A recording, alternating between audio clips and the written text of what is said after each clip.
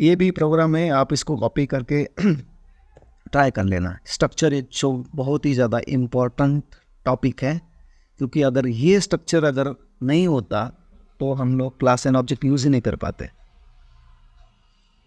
जैसे देखो, एरे की बात कर लेते हैं। एरे में होता है कि जो एलिमेंट होते हैं वो होती है होमोजीनियस एलिमेंट। होमोजीनियस मतलब इंटीजर वैल्यू स्टोर है तो पूरी इंटीजर वैल्यू स्टोर है, फ्लोट वैल्यू है तो पूरी फ्लोट वैल्यू स्टोर है, कैरेक्टर पूरी कैरेक्टर। लेकिन मुझे कॉम्बिनेशन चाहिए। जैसे देखो, आपके पास आईडी कार्ड है, आईडी कार्ड में देखो आपका नाम आ गया, स्ट्रिंग आ गई, आपका डेट ऑफ बर्थ डेट आ गया, आपका एज इंटीजर आ गया, आपके परसेंटेज फ्लोट में आ गए। अब सारा स्ट्रक्चर, सारा आईडी कार्ड का स्ट्रक्चर, उसकी साइज सेम होगी, दूसरे स्टूडेंट का कॉलम वही होगी, बस वैल्यू चेंज होगी। आईडी कार्ड सेम ही होगा, बस उसकी कॉलम सेम होगा, आईडी कार्ड सेम होगा, बस उसकी वैल्यू चेंज होगी, राइट। ये बेस्ट एग्जांपल है स्ट्रक्चर का।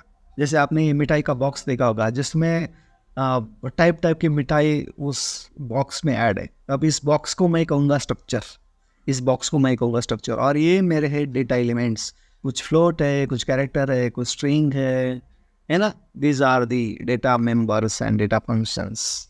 It's very easy. इसलिए अगर आपको स्ट्रक्चर समझ में आ जाए, आपको क्लास एंड ऑब्जेक्ट बहुत जल्दी समझ में आ जाएगा। इसका एक एडवांस वर्जन है, कुछ नहीं है, ठीक है। It's very easy, yes. अब स्ट्रक्चर का आपको सिंटैक्स यहाँ पे दिखाते हैं ना, जस्ट गिव मी 1 मिनट। देखो यहाँ पे लिखा है struct keyword is the compulsory for structure. अगर आपको स्ट्रक्चर लिखना है तो आपको स्ट्रक्ट कीवर्ड यूज़ करना पड़ेगा। उसके बाद स्ट्रक्चर का नाम, ओपन कर ली, डेटा मेंबर मतलब integer, float, character, variables, right. और लास्ट में आपको लिखना है, क्लोज कर लिया और सेमीकोलन दे देना है, क्योंकि स्ट्रक्चर को हमें एंड करना होता है, स्ट्रक्चर को एंड करना होता है ना। तो इसको बोलेंगे स्ट्रक्चर डिक्लेरेशन। जब हम उसको एक्सेस करेंगे that is the definition, we are writing the definition. और इसको एक्सेस करने के लिए आपको यूज़ करना होता है डॉट ऑपरेटर। ये आपने यहाँ पे लिख दिया स्टूडेंट आईडी, इसका रोल नंबर, उसका नाम, और आपने एक ग्रुप बना दिया, एक रूम बना दी, स्टूडेंट नाम की एक रूम है। और यहाँ पे एक आपका मेमोरी ब्लॉक है वो जो स्टोर करेगा रोल नंबर, यहाँ और एक ब्लॉक है जो स्टोर करेगा स्टूडेंट का नाम, राइट। ये स्टूडेंट, और इसका वेरिएबल नेम है yes1। अब yes2 की बारी आएगी तो yes2 को भी सेम रूम अलोकेट होगा। जैसे हॉस्टल में आपको रूम मिलती है ना, तो उसको हम स्ट्रक्चर बोलेंगे। yes1 yes2 स्टूडेंट नेम है, वह सेम बेड, सेम अलमारी, बस वैल्यू चेंज। यहाँ पे मैंने लिखा रोल नंबर 2 राम, यहाँ पे यह कॉलम 3, यहाँ पे मैंने लिख दिया राम, यह राम है ना, yes2। फिर yes3 स्टूडेंट आया, और यहाँ पे उसकी 4 नंबर है, यहाँ पे उसका नाम है Rajkumar, Rajkumar. That's it's very easy. Act like a same variable, but it can be accessible by using dot operator. That is known as a structure. अब देखो ये call by value, call by reference वाला फंक्शन है, इसमें भी हम structure में use कर सकते हैं कि call by value, call by reference use करके हम पूरी स्ट्रक्चर की कॉपी बना सकते हैं। अब छोड़ दो ये वाला कंसेप्ट, आप जब पढ़ लेना, अगर कुछ लगे तो I will share notes with you, और मेरी वेबसाइट पे आपको ये नोट्स मिल जाएंगे।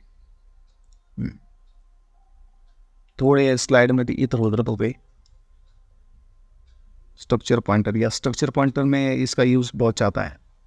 तो पहले हम एक छोटा सा स्ट्रक्चर का प्रोग्राम करेंगे, फिर देखेंगे कि ये स्ट्रक्चर। चलो ठीक है, अब इसका इम्प्लीमेंटेशन देखते हैं। Let us create a new file, right hash include stdio.h, एक को डिलीट करो, यहाँ पे लिखो struct, struct struct student, open कर ली, क्लोज कर ली, इंटीजर रोल, कैरेक्टर उसका नाम, साइज दी थी मैंने 20, वेट अ मिनट 20, क्लोज कर लिया, ठीक है। अब लिखना है मुझे वाइड मेन, ओपन कर ली, क्लोज कर ली, फिर इसका वेरिएबल बनाने पड़ेंगे। तो वेरिएबल का नाम रहेगा स्ट्रक्चर स्टूडेंट S1, ठीक है। और वैल्यू असाइन करनी होगी, हाँ वैल्यू तो हम डायरेक्टली भी असाइन कर सकते हैं। बस अब वो करना क्या, ओपन कर लिया, यहाँ पे लिख देना है, क्लोज कर लिया लिख देना है। यहाँ पे लिखा मैंने 1 और यहाँ पे लिखा मैंने राम, ठीक है। और प्रिंट करने के लिए print F %d that is the ID and %yes for name कैसे आएगा, S1.roll S1.name, that's it is accessible क्योंकि ये है इसके data members.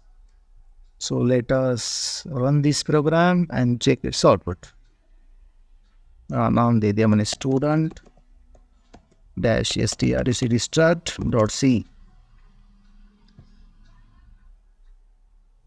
let us execute।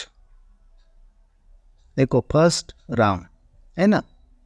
अगर मुझे यूज़र से कुछ वैल्यू चाहिए तो यहाँ पे आप सेम ही लिखना पड़ेगा ना, प्रिंट एफ। आपको जितनी मर्जी चाहिए उतने वैल्यू ले लो और बस स्ट्रक्चर वेरिएबल को चेंज कर दो। Enter the ID and name, ठीक है। स्कैन एफ लिखो, %d for ID and %yes। Let us write this, I don't know it will work or not। S1.roll and S1.name, but इसके लिए चाहिए हमें एड्रेस ऑपरेटर।